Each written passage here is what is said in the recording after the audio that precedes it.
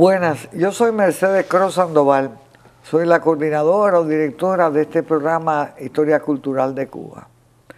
Este programa consiste en varios módulos, ¿no?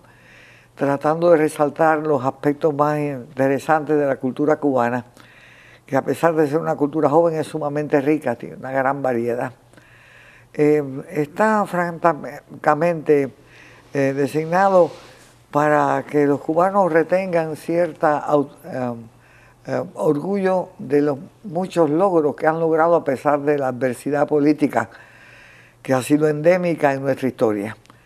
Pero los cubanos, de una manera o de otra, hemos sido quizás el grupo humano que más géneros musicales ha producido. Yo me acuerdo que cuando yo era una niña, en menos de 5 años produjeron estaba de moda el danzón, que me encantaba, el son de almendra. Después vino un baile que se llamaba el bote, que parecía una cosa así como el merengue, pero con mucho menos gusto que el merengue. Después vino el mambo. Y después, como a los 5 años, óyeme, el cha-cha-cha, que fue el acabose. O sea, somos una gente muy creativa, muy emuladoras. Nos gusta lo bueno y hacerlo hasta mejor. Le copiamos cualquier cosa a cualquiera e inmediatamente lo mejoramos, gracias a Dios. En los últimos 50 años tenemos un sistema de gobierno en la isla que lo que ha traído es pues muy baja autoestima, unos valores que francamente nada más que sirven para sobrevivir, y este cursito va dirigido pues a contrarrestar eso, ¿no? Y levantar el sentido del cubano como una criatura optimista y creadora. Hoy tengo el gusto de presentarle a alguien que yo quiero mucho. Yo he sido una mujer muy afortunada. He enseñado qué es lo que a mí me gusta hacer en la vida y he tenido muy buenos alumnos. Y este es uno de ellos, que además de ser buen mozo, y antes era de salir corriendo, es sumamente creador. Yo lo tuve de alumno en el Interamerican Center hace ya 20 y pico de años. Y nos envolvimos en unas aventuras. En esa época yo quería crear unas comparsas para la calle 8. Y lo puse a él. Y las creamos. Casi nos morimos en el proceso, pero bueno, las creamos. Bueno, así, aquí tengo el gusto de presentarle al doctor Jorge Luis Morejón. Es doctor, ¿saben? Y es especialista en el teatro en Cuba, además de danzas y cuánta cosa hay. Trabaja en la isla de Trinidad y Tobago, pero se va a tomar un año de sabática. Y de ñapa es vecino mío, ahora le cayó la vieja loca está arriba para sus proyectos. Así que bienvenido. Gracias, doctora. Es un placer estar aquí. Él nos va a hablar del teatro en Cuba. Así que yo voy a escuchar porque no tengo mucha paleta que dar ahí. Bueno, la gente piensa que el teatro en Cuba puede ser que haya empezado quizá después de la llegada de los españoles, pero yo pienso que empieza, digamos, como producto performático desde los amerindios, o sea, con la creación de los areitos y cómo ellos celebraban los areitos, que tenemos conocimiento de ellos a través precisamente de las crónicas que dejaron los españoles. O sea, que es a través de los españoles, de los ojos de los españoles, de esa época, que nosotros sabemos cómo es que estos areitos se desarrollaban. Y eran, digamos que estructuras artísticas muy completas, porque tenían la música, tenían la danza, tenían narraciones, y tenían además cantos. Y se celebraban de manera colectiva o individual, y siempre tenían un propósito, el propósito era de hacer que las diferentes manifestaciones climatológicas o fenómenos atmosféricos trabajaran a favor de la comunidad. Entonces, diferente, digamos, de las formas que vinieron después, que conocemos en el teatro comercial, este tipo de areitos, que además era común en todas las islas del Caribe, tenía una función netamente práctica para este grupo étnico. Se dice que ellos no tuvieron ninguna influencia en lo que vino después, en el teatro que vino después. Yo pienso que sí, porque igual que todos los cubanos, en la piscina genética cubana existe el ingrediente amerindio. Yo pienso que en la cultura en general cubana y el teatro, que es parte de eso, no se puede considerar que no tiene también ese ingrediente presente. Después de los areitos, la influencia más directa fue la influencia de los españoles. Y aunque no era un teatro propiamente dicho, en el modo que lo percibimos hoy día, era un teatro también que tenía un contenido religioso porque realmente se hacía para celebrar Corpus Christi. Y de hecho, en Santiago de Cuba, su pueblo es que empieza, aunque no sé si es Baracoa, a veces usted dice Baracoa, a veces Santiago de Cuba. Nacido en Santiago y criado en Baracoa. Es que se conoce por primera vez la celebración de Corpus Christi a través de una obra, de una danza realmente, porque en 1512 ya los areitos se habían prohibido. O sea, los españoles prohíben inmediatamente los areitos porque piensan que era una manifestación supersticiosa. Y imponen entonces sobre esta población sus ideas religiosas, en lo cual el teatro se convierte en un medio idóneo, porque entonces ya a la vez que uno representa Corpus Christi, el mensaje llega sin que sea un mensaje con látigo, llega un mensaje subliminal, digamos, y con la maravilla que es el teatro, que entretiene y ameniza las ocasiones. Después de este teatro de influencia, y por cierto, este teatro también da origen a la primera obra cubana que se conoce y de la cual se tiene un libreto que se llama El Príncipe Jardinero. Después de esto viene la influencia, digamos, africana, que yo lo pongo en esa cronología porque me parece que la influencia africana fue muy importante para el teatro que vino después. Y los africanos mostraron una forma de manifestarse artísticamente que era muy desconocida para los españoles, y es el 6 de enero, el Día de Reyes, cuando las autoridades coloniales les permiten a los negros cubanos, esclavos y muchos de ellos libertos, a hacer lo que hicimos nosotros aquí en Miami, ¿no? Hacer sus comparsas, ¿no? Que vienen realmente de una matriz religiosa. Algunos dicen que abacuá, otros las relacionan con las fiestas de los orichas, donde se celebran las diferentes deidades. El hecho es que se disfrazaban, usaban máscaras, y la forma en que danzan para los orichas es también muy teatral, porque no está solamente basado en el movimiento del cuerpo, pero en un arquetipo que ellos manifiestan a través de sus gestos y sus expresiones faciales. Después viene el teatro bufo, y yo pienso que es en el teatro bufo donde realmente empiezan a confluir todas estas tendencias. Porque en el teatro bufo se representan todas las etnias cubanas. Está el gallego, está la mulata y está el negrito. Y es un teatro también que tiene un fuerte contenido social, muy crítico, y donde empieza también la cuestión del choteo. O sea, eso que estaba hablando usted anteriormente con Fariñas, de que el cubano se burla de sí mismo. Entonces se ve en las tablas reflejada su identidad, pero una identidad que está en prueba de juicio una vez que los personajes comienzan a chotearse los unos a los otros.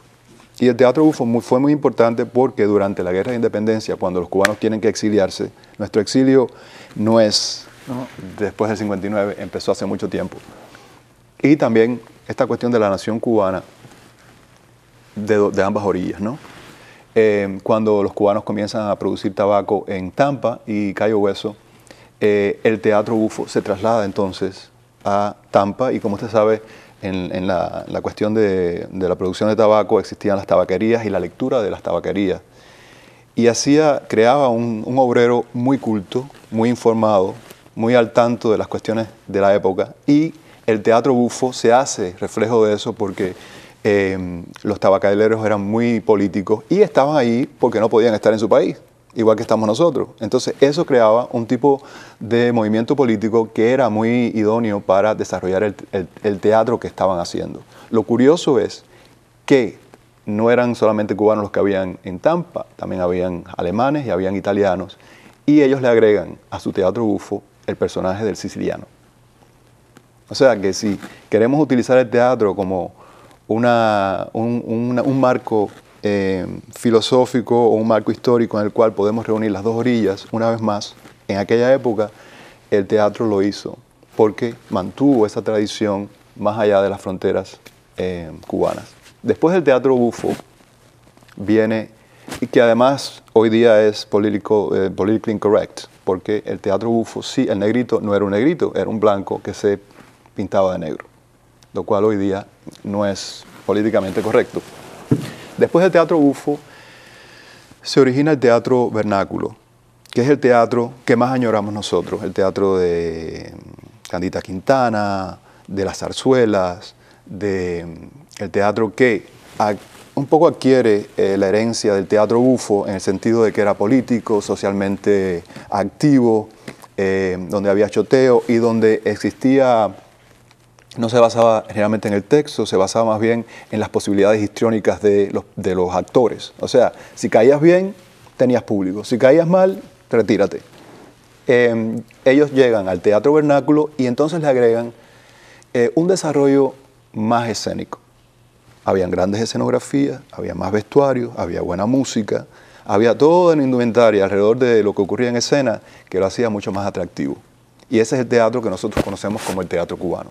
Sin embargo, en 1936, cuando se quema el Teatro Alhambra, que era prácticamente la sede de todo esto, culmina, digamos que la etapa histórica de lo que es el teatro vernáculo. Y entonces comienza la fase de lo que se puede llamar el teatro moderno, y comienzan en Cuba a introducirse tendencias o influencias del teatro europeo.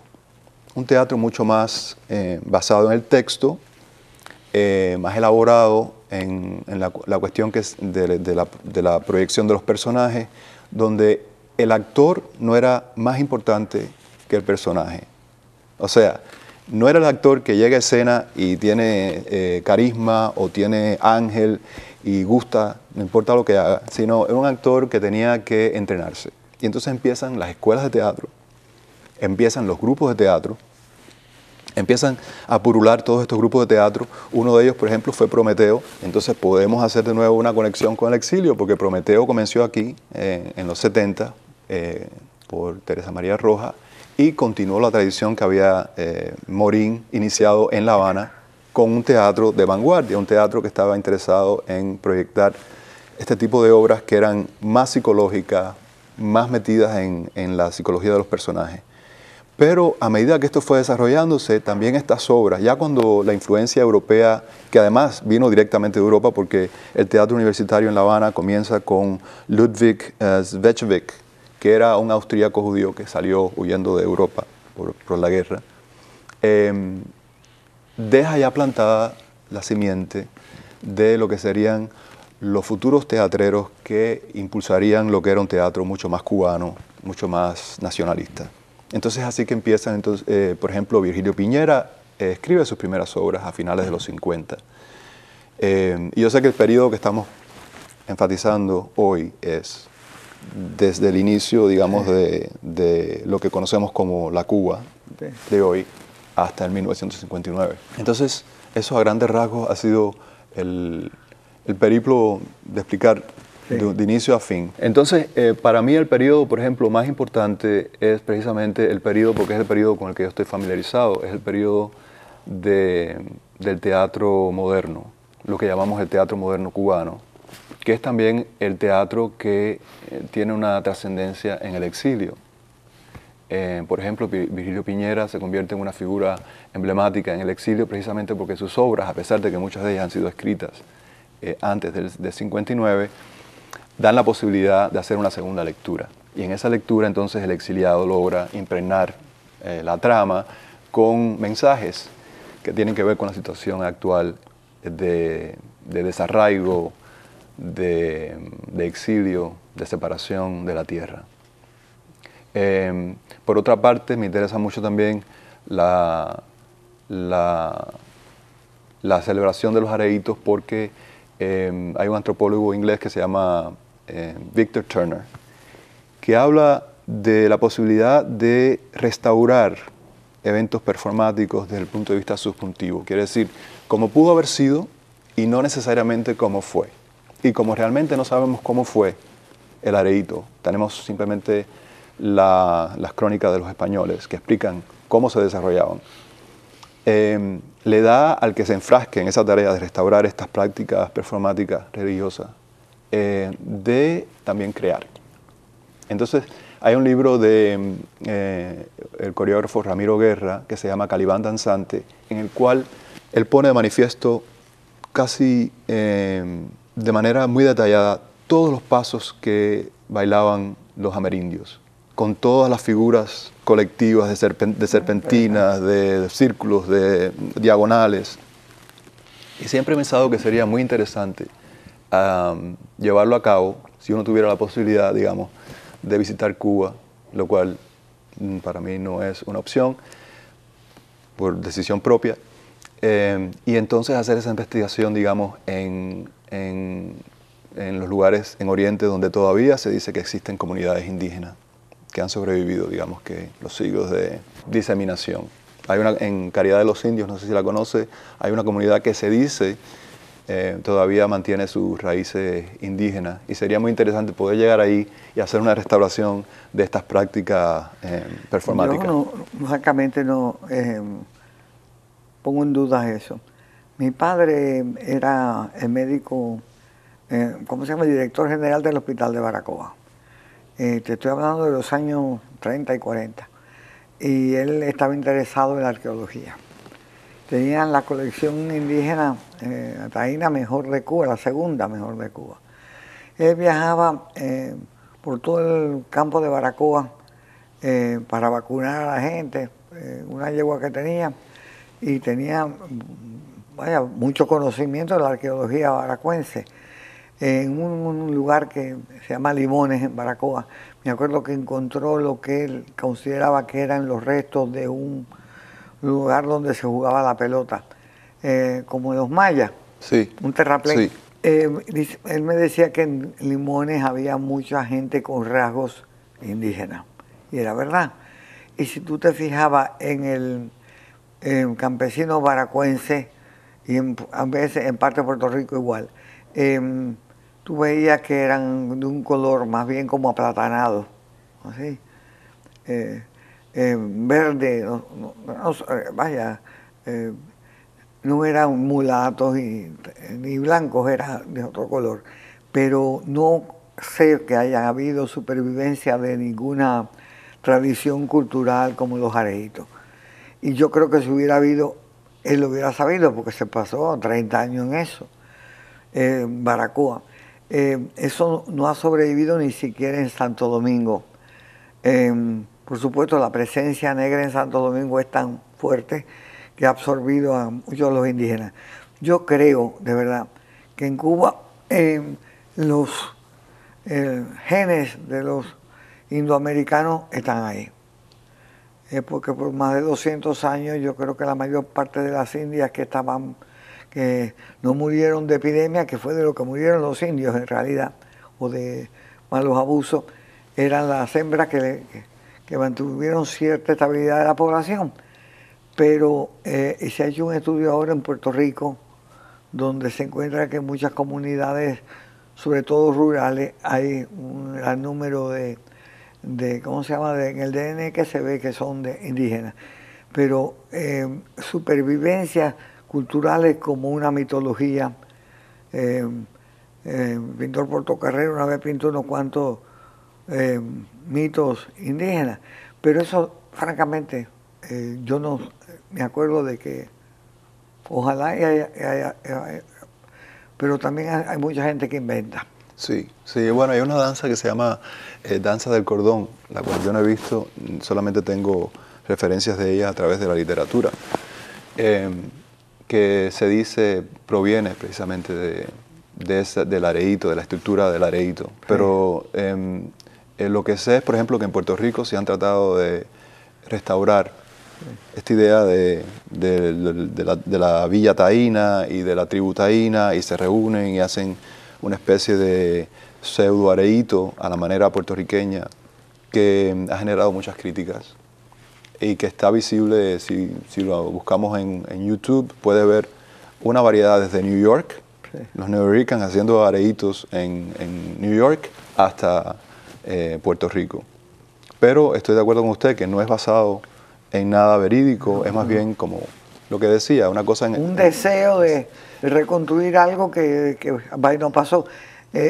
Teniendo en cuenta que la población indígena en Puerto Rico sí era numerosa y en Santo Domingo, porque a Cuba llegan tarde, Sí, y sí. más que nada en el área de Oriente, los taínos. Sí. Prácticamente tú no te encuentras taínos nada más que en Oriente. Yo no sé. Que es donde están estas comunidades, sobre todo esta comunidad que se llama Caridad de Indias, que ha sido reconocida por el Instituto del Indio Americano, que es parte del Museo Smithsoniano, y le han inclusive entregado al jefe de la tribu o de la comunidad los restos que tenían ellos, que pertenecían a excavadores que fueron allí y excavaron restos que se suponía eran de indígenas cubanos. Yo lo que te digo, mi padre a caballo se la pasó durante años por todo el área de Maicí. Tú sabes que son como 3 mesetas. Y de verdad que conocía arqueología. Y jamás me habló de esa supervivencia. Pero bueno, es posible que así sea. También los últimos 50 años han sentido el impacto de un gobierno que prácticamente dicta hasta la política académica. Sí. Entonces yo, por ejemplo, en Baracoa había un personaje que era una señora rusa, que era un personaje, pero no era un personaje como para que Baracoa circulara alrededor de ella, ¿tú me entiendes? La han hecho princesa rusa, qué sé yo, bueno, enough. Bueno, algo parecido ocurre con este jefe, digamos, de la tribu, porque han ido a visitarlo gente de República Dominicana, gente, o sea, se ha convertido también en una personalidad que además es un poco que hace eco a la política del gobierno, porque en el medio de su primitivismo este hombre habla de la revolución y alaba, ¿no?, las políticas. Todo eso está junto. Ya yo eso lo noté, ¿cómo se llama? Con respecto a Baracoa, que yo creo que de eso mi papá era una persona que de verdad sabía. Bueno, pues yo te agradezco enormemente que hayas venido. Te debo una buena comelata. La verdad que estás muy bien instruido. ¿Con tambor o sin tambor? Mira, ya tú quieres. Esta vieja ya no puede casi consolarme. No sé ni hacer café, pero bueno, le meto al tambor también. Y nada, pues gracias. Gracias a usted, profe. Yo soy Mercedes Cruz Sandoval. Me alegro que hayan podido ver este programa tan interesante sobre el teatro en Cuba. Muchísimas gracias.